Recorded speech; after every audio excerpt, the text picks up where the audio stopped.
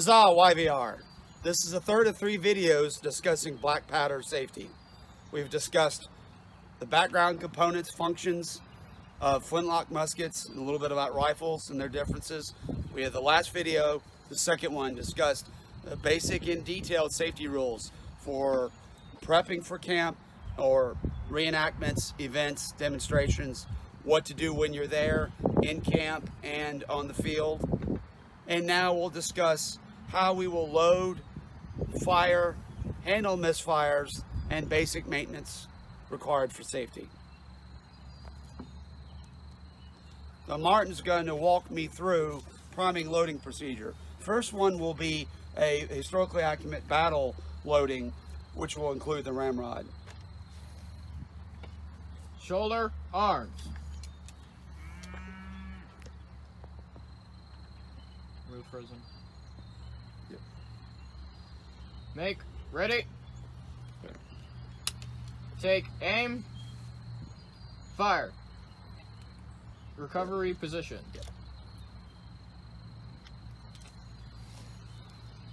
Half cock fire lock. Handle cartridge. Tear cartridge. Prime pan, not too much, not too little. Shut pan.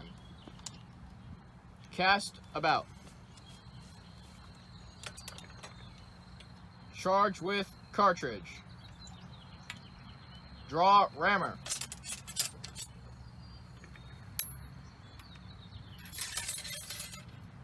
Charge.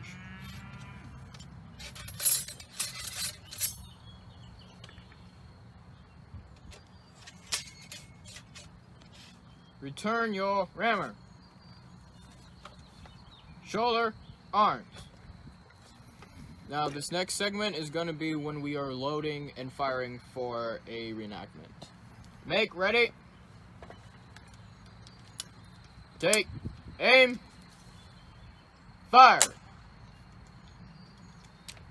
Recovery position. Half cock. Reach for cartridge. Tear your cartridge. Prime pan, not too much, not too little. Shut pan. Cast about. Charge with cartridge. You'll notice we throw just the paper with just the powder on the ground in front in a safe location. No paper goes down the barrel.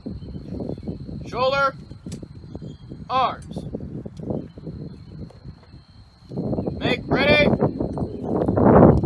Take aim. Fire. And I open the pan just so I save my flint. Next.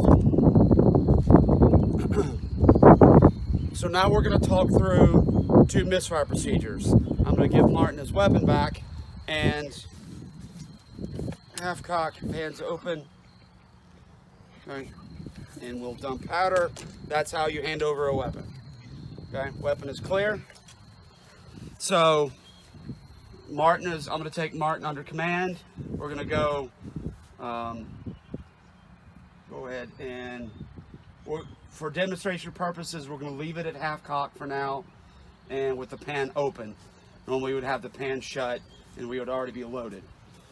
Shoulder, fire lock. So let's aim this direction for safety purposes. Make ready. Take aim. Now, first misfire is a no flash in the pan. I cheated. I'm opening his pan already, so he doesn't get a spark. Fire. Sorry. Yeah. We didn't go all the way full cock. There.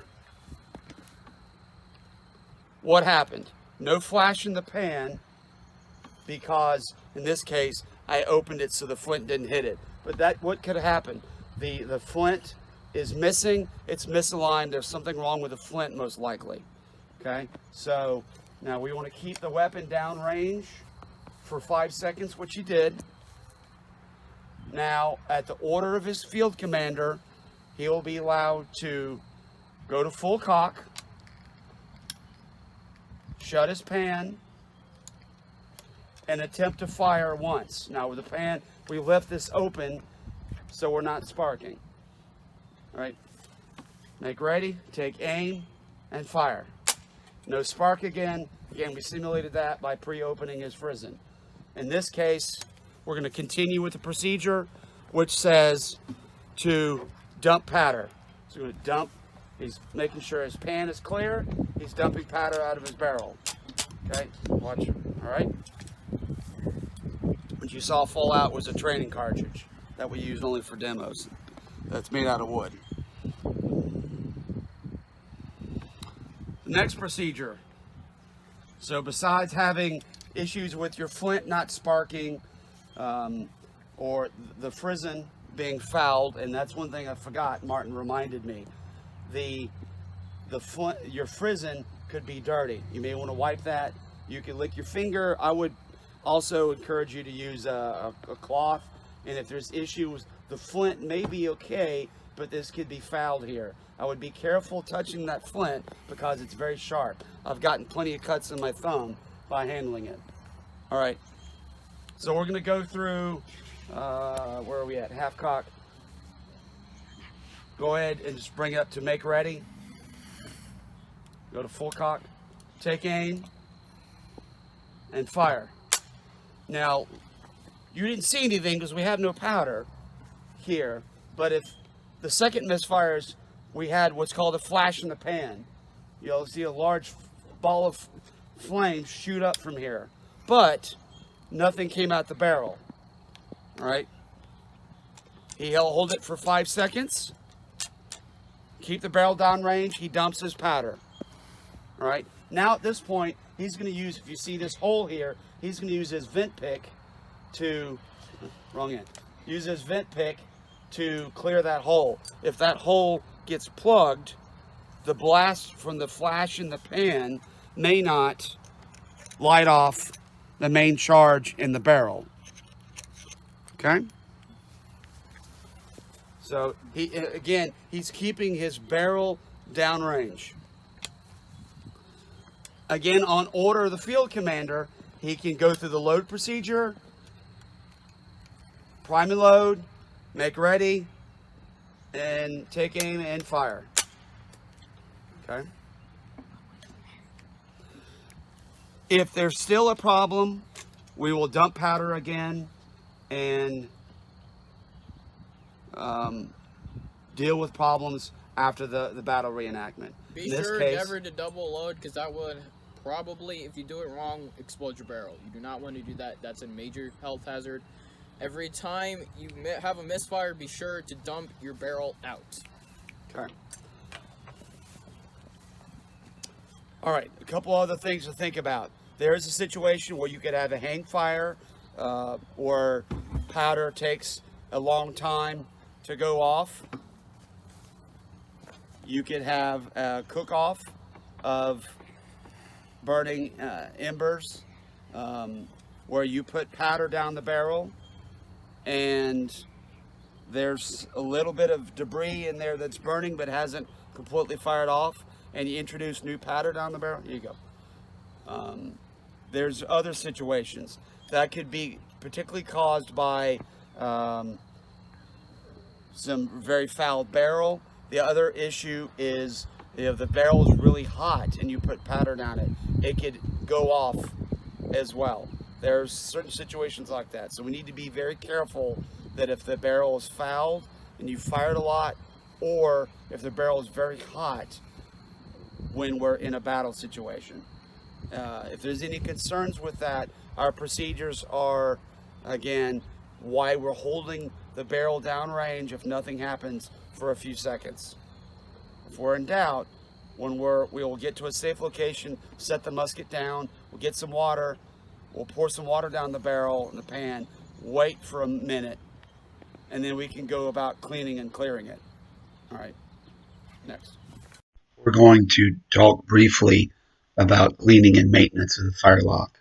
First, to discuss during the event. At the end of a battle or the day, you want to do some basic cleaning of the weapon, certainly by the end of the event. Always make sure the weapon is clear and safe by clearing the pan and dumping the barrel. Then you want to pour water over the barrel and over the lock. You'll also want to pull your ramrod, rinse that off, and rinse off the lock. You may even consider pulling the lock using a screwdriver. You definitely need to pick open the vent hole frequently. You may even have to do that during a firing demonstration.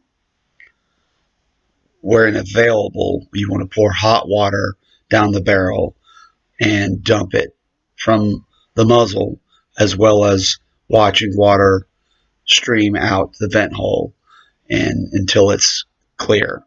It will start by coming out almost black, but then eventually come out clear, which is what you want.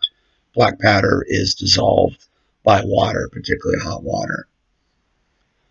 Later, when you get home, for those that own the weapons, we'll perform some additional maintenance, which we won't go through in detail. These are types of things you want to do. Definitely will pull your lock, as that bottom picture shows, and clean all the powder residue and other carbon fouling, and then oil it. You're going to run worms, brushes, patches down the barrel to clean it, and then dry it out. Make sure you're using the appropriate chemicals, because cleaning these is not the same as a modern firearm. Again, hot water is a very good solvent. You may consider dish soap, depending upon how bad it is. You may use other chemicals, which have some pros and cons. I would talk with other reenactors that are more experienced, but you definitely need to get all of the black powder residue from in the barrel, in the lock, on the inside and the outside, especially the pan, around the vent hole, down the barrel. If you're going to use it soon, you'll want to oil it lightly. If you're going to store it for a long time, you want a heavier coating of oil on the barrel and on the key components inside and outside of the lock. For detailed storage, you'll want to decock the firearm to reduce tension on the mainspring. Again, discuss this with more seasoned adult reenactors, which will help you perform these maintenance actions.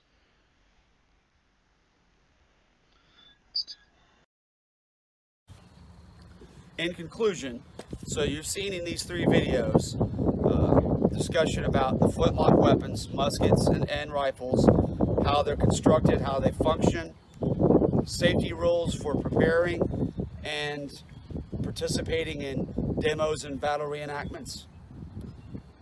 All right. In this last video, where we went through loading, firing procedures, and then most importantly, misfires. Okay. I would highly encourage you to review the whole checklist and these videos multiple times, especially the basic and detailed safety rules and the misfire procedures. If you're going to take the field, you have to know the loading and misfire procedures cold. A lot of these rules are common sense and are built upon decades of lessons learned from reenacting groups across the country. Our in-person training will review these rules and procedures, and then we will do some hands-on training, including loading and shooting powder for those that are 14 and older. I look forward to that soon. Good day.